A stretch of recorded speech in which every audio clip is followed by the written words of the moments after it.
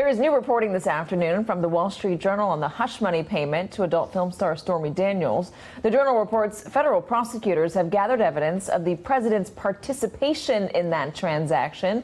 And the paper also reports that Trump himself was involved in or briefed on every step of the payment, which was arranged by Michael Cohen. Joining me on the phone is Rebecca Ballhaus, who is on the byline of that Wall Street Journal reporting. Rebecca, walk me through what you guys have found. Thanks for having me. So what we have found is that regarding the Stormy Daniels payment in particular, Michael Cohen met with Trump in October 2016, shortly after the Access Hollywood tape had come out, in which Trump was revealed to have made comments about groping women, and told him that a woman named Stormy Daniels was also trying to sell her story.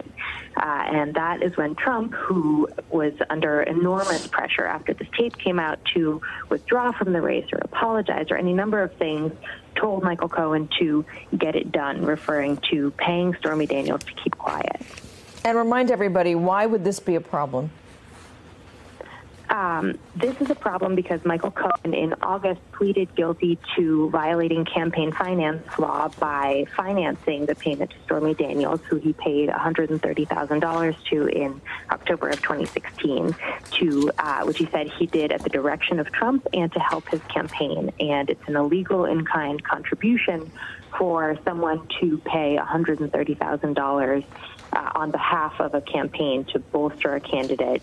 Those kinds of contributions are capped at $2,700. So just to be clear, when you're paying $130,000 to stop somebody from telling their story because you believe it will hurt your campaign, that is considered a campaign contribution, and $130,000 well exceeds the $2,700, which is the limit, and that's why it would be a campaign finance violation. Michael Cohen also said in federal court, although he didn't say the president's name, I believe, and correct me if I'm wrong, everything blends into everything else nowadays.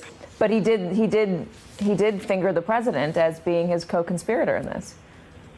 That's right, and the reason that this new reporting is significant is that we've heard from the president and his lawyers and his advisors over and over again that he had no involvement in these deals.